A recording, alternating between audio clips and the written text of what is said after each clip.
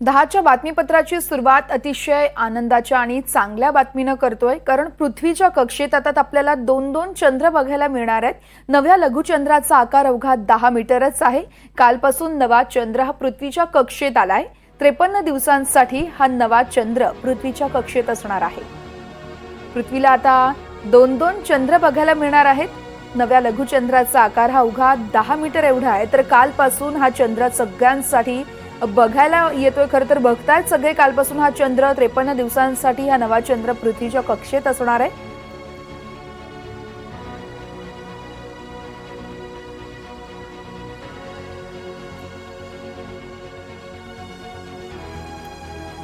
आणि या संदर्भात शास्त्रज्ञ लीना बोकील मॅम आहेत आपल्यासोबत. आपण त्यांच्याकडून सगळं विश्लेषण जाणून घेणार आहोत. लीना मॅम, तुमचं एनडीटीव्ही मराठीमध्ये सर्वात आधी खूप खूप स्वागत आहे. खरं तर सर्वांनाच पडलेला प्रश्न अर्थातच दुसरा चंद्र म्हणजे नेमकं काय आहे, सविस्तर विश्लेषण.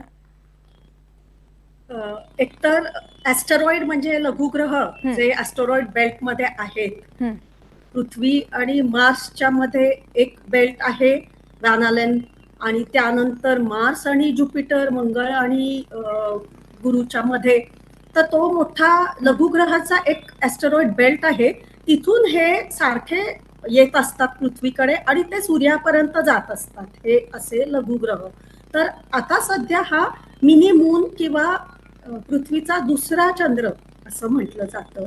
तर तो आपल्या ग्रॅव्हिटेशन मध्ये म्हणजे पृथ्वीच्या गुरुत्वाकर्षण याच्यामध्ये तो ट्रॅप झालेला आहे आणि 53 दिवस तो पृथ्वीच्या कक्षेत असतो. आणि त्यामुळे हा मेन आपला जो नॅचरल सॅटेलाइट म्हणजे मून चंद्र आहे, उपग्रह, तर त्याच्यासोबत हा एक मिनी मून दिसतो. आणि फक्त 10 मीटर एक छोटा हा लघुग्रह आहे. लघुग्रह म्हणजे कसे असतात, दे आर नॉट सर्क्युलर किंवा स्पेरिकल, थोडे ऑड शेपचे असतात, पण ते स्पेस रॉक्स म्हटलं जातं त्यांना. तर ते जे ॲस्टेरॉइड बेल्ट मधून सुटतात आणि सूर्यापर्यंत जायचा प्रयत्न, त्यांचा प्रवास असतो किंवा मोठी जर्नीच म्हणता येईल एक प्रकारची.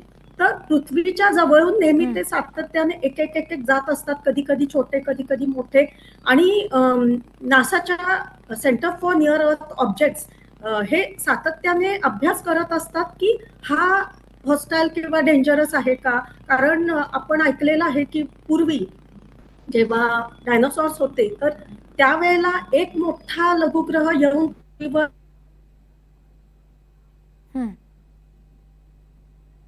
फॉसिल हे जे डायनासॉर्स होते ते एक्सटिंक्ट झाले आणि सगळा विनाश झाला होता. तर तसा आहे की नाही हे चेक करत असतात. आणि हा तर खूप छोटा आहे आणि त्याची भीती किंवा धोका नाहीये आपल्याला, पण आपल्या ग्रॅव्हिटेशन मध्ये आल्यानंतर तो काही दिवस दिसणार आहे. त्यातल्या त्यात 2-3 दिवस तो पीकवर असेल आणि मस्त दिसणार आहे. पण काही जण म्हणतात विथ नेकेड आय दिसणार नाहीये, so will have to see through binoculars किंवा टेलिस्कोप, दुर्बिणीतून दिसेल. मॅम, लघुचंद्र पृथ्वीच्या कक्षेत येण्याचं नेमकं काय कारण असू शकतं?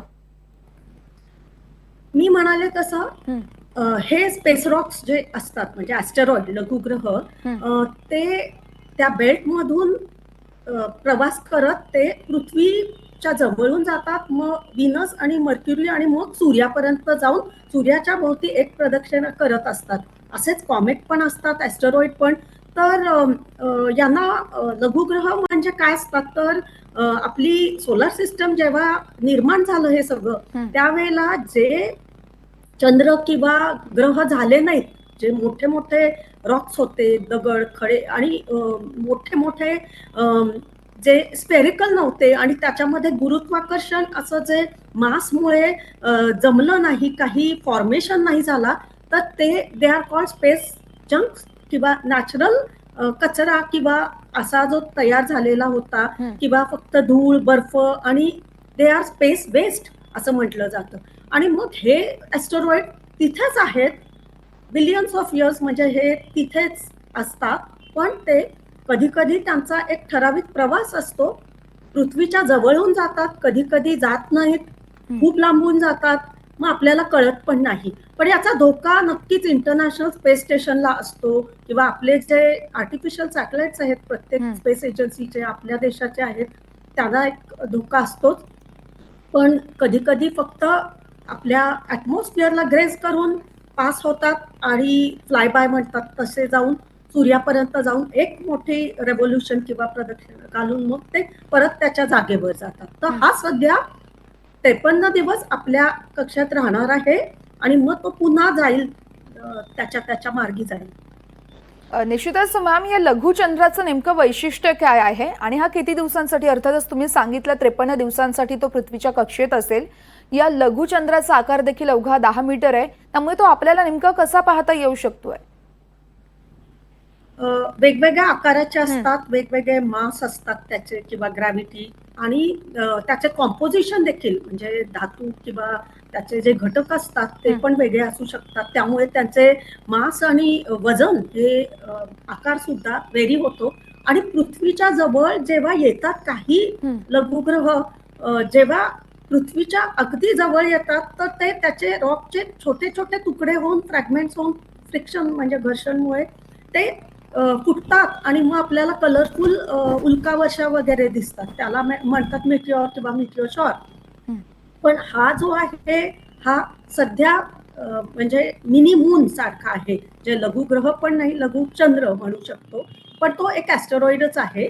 आणि हा सध्या याची फक्त 53 डेज ही एक टाइम पिरियड असतो. प्रत्येक गोष्टीला टाइम स्पॅन किंवा पिरियड असतो आणि तो पृथ्वीच्या ग्रॅव्हिटेशनच्या पुलमुळे तो सध्या ट्रॅप झालेला आहे. पण ही टेम्पररी फेज असते आणि मग तो परत त्याच्या मार्गी लागतो. आणि हा छोटा असल्यामुळे 10 मीटर म्हणजे खूप लांब गेल्यानंतर आपल्याला रात्री दिसणार नाही, तर त्यामुळे तो ट्रॅक करायला आपल्याकडे ऍप्स पण आहेत आजकाल आणि मग आपण दुर्बीण लावून फोकस करून तिथे बघू शकतो. आज निश्चितच. उद्या या काही दिवसांमध्ये दिसणार आहे. मॅम, या आधी कधी अशी घटना घडली आहे का? हो, हे सातत्याने चालूच असतो हा प्रवास. कारण धूमकेतू जे असतात म्हणजे कॉमेट आणि ऍस्टेरॉइड म्हणजे मिटिओर जे रॉक पृथ्वीपर्यंत येतात, तर ते लघुग्रहाचे प्रकार आणि हा लघुचंद्र असे आधी नक्कीच आलेले आहेत आणि येऊन जातात सुद्धा. पण कधी कधी त्याचा रेकॉर्ड आपण करत नाही. पण नासाकडे सध्याचा ट्रॅकिंग आणि त्यांचं एक सेंटर आहे स्पेशलाइज ओनली फॉर दिस.